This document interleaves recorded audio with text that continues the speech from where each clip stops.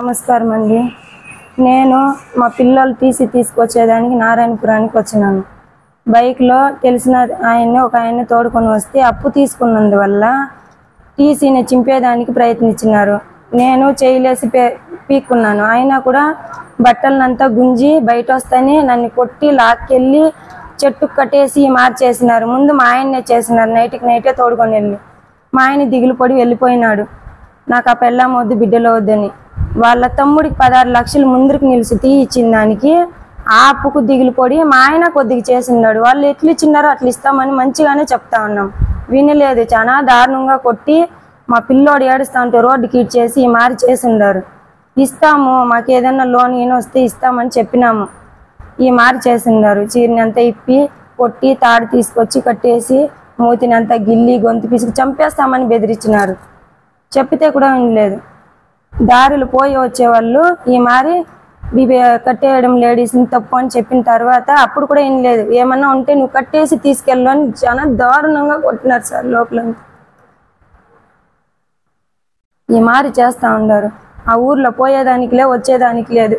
తెగ ఇచ్చి నేను పోయినాను నారాయణపురానికి. ఈ మారి చేసినారు. నేను వస్తే ఇట్లా చేస్తారని ముందునే చెప్తుంది. అయినా ఏం లేదు. తల్లిగా వచ్చి సంతకం పెట్టి టీసీ తీసుకొని పోవాల, పిల్లల భవిష్యత్తు ఇది అని చెప్పినారు. నేను నిన్న 1 గంట 10 నిమిషాలకు వెళ్ళినాను. ఆ 1 గంట 10 నిమిషాలకు ఆ మారి జరిగింది. నేను పోయేటప్పుడే ఇంటి దగ్గర రోడ్డు పక్కన కాసు కూర్చున్నారు. టీసీ తీసుకొని బయట వచ్చేటప్పటికి ఈ మారి చేసినారు. మునికేనప్ప, రాజా, వెంకటమ్మ, జగదీశ్వరి. పింఛన్ డబ్బులు కూడా మా పాపకి ఇచ్చేదాన్ని అప్పులు ఇచ్చిన వాళ్ళు పాప చేతిలోనికి పేర్కొని ఉండారు. 3 నెలలుగా పింఛన్ అయితే ఇయ్యలేదు. ఆ పాప ఇచ్చేదానికి మా అమ్మది అప్పు చేసింది ఇస్తానని వస్తే కూడా బెదిరించినారు మా పాపని. నాకు 3 పిల్లోళ్ళు, హ్యాండిక్యాప్, ఒక పాప, 2 ఆడపిల్లోళ్ళు, 1 కొడుకు.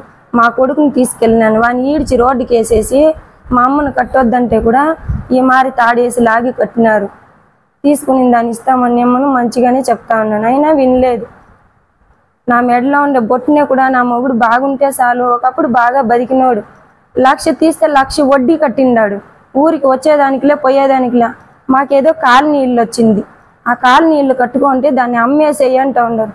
మా అమ్మ వాళ్ళు కొంచెం హెల్ప్ చేస్తున్నారు. ఇల్లు లేక వాకిలు లేక ఏదో చిన్న ఇల్లు మా మొగుడి ఇల్లు. మేమేదో కష్టపడి మా పింఛన్ డబ్బులు మా పాపకు వచ్చింది ఇంతో కొద్దిగా కూడిపెట్టి మా నగ నట్రా ఉంటే పెళ్లికేసింది. ఇల్లు కట్టుకొని ఉండాం. ఊరికైనా అప్పు చేసి ఇల్లు కట్టుకొని ఉండారని ఈ మారి సతాయిస్తారు మమ్మల్ని. చాలా టార్చర్ పెడతారు. ఊరు పోయేకలే వచ్చేకలేదు.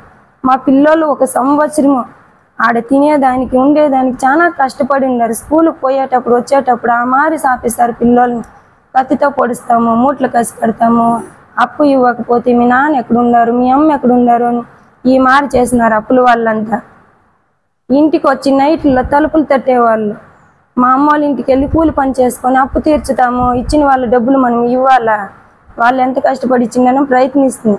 అయినా కాలేదు. ఆడది ఎన్ని లక్షలు తీర్చేదానికి అవుతుంది. మా మొగుడితో గొడవలు పడినాను, కాలేదు. మా మొగుడే నన్ను వదిలేసి వెళ్ళిపోయినాడు. నీ వల్ల అయితే బిజినెస్ అక్క నువ్వు ఎలాగైనా బతుకు అని చెప్పేసి వెళ్ళిపోయినాడు. ఎక్కడున్నాడో నాకు తెలియదు. బెంగళూరులో అయితే ఒకే ఇంట్లో పని చేసుకొని 15,000 ఇస్తారు.